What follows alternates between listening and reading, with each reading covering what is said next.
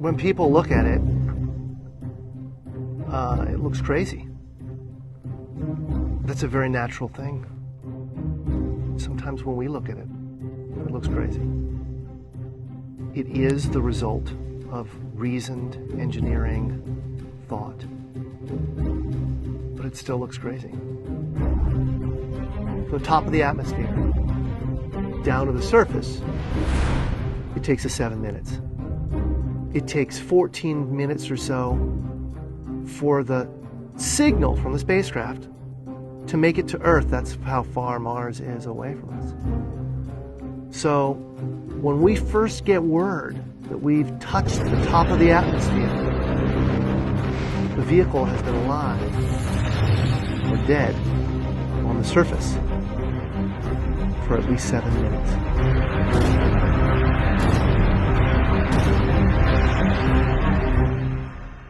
Entry, descent, and landing, also known as EDL, is referred to as the 7 minutes of terror because we've got literally 7 minutes to get from the top of the atmosphere to the surface of Mars, going from 13,000 miles an hour to 0 in perfect sequence, perfect choreography, perfect timing, and the computer has to do it all by itself with no help from the ground.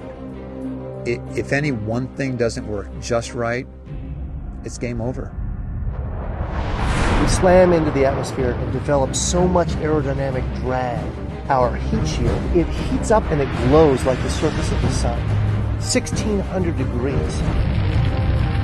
During entry, the vehicle is not only slowing down violently through the atmosphere, but also we are guiding it like an airplane to be able to land in a very narrow, constrained space. This is one of the biggest challenges that we are facing, and one that we had never attempted on Mars.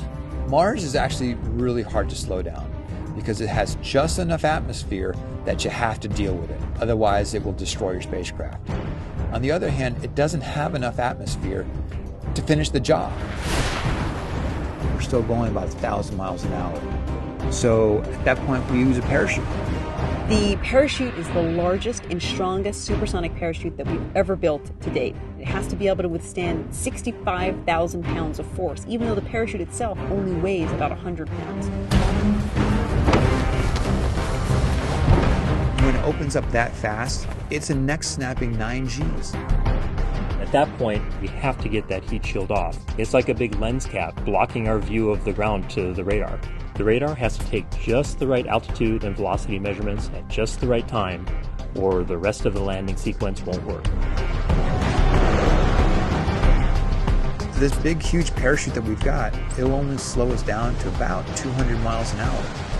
And that's not slow enough to land. So we have no choice, but we've got to cut it off and then come down in rockets. Once we turn those rocket motors on, if we don't do something, we're just going to smack right back into the parachute. So the first thing we do is make this really radical divergent maneuver. We fly off to the side. Diverting away from the parachute, killing our horizontal velocity and our vertical velocity, getting the rover moving straight up and down so it can look at the surface with its radar and see where we're going to land. And we head straight down to the bottom of a crater, right beside a 6-kilometer high mountain. We can't get those rocket engines too close to the ground, because if we were to descend propulsively with our engines all the way to the ground, we would essentially create this massive dust cloud. That dust cloud could then go and land on the rover. It could damage mechanisms and it could damage instruments. So the way we solve that problem is by using the Skycram maneuver. 20 meters above the surface, we have to lower the rover below us on a tether that's 21 feet long and then gently deposit it on its wheels on the surface. As the rover touches down and is now on the ground, the descent stage is in a collision course with the rover. We must cut the bridle immediately and fly the descent stage to a safe distance from the rover.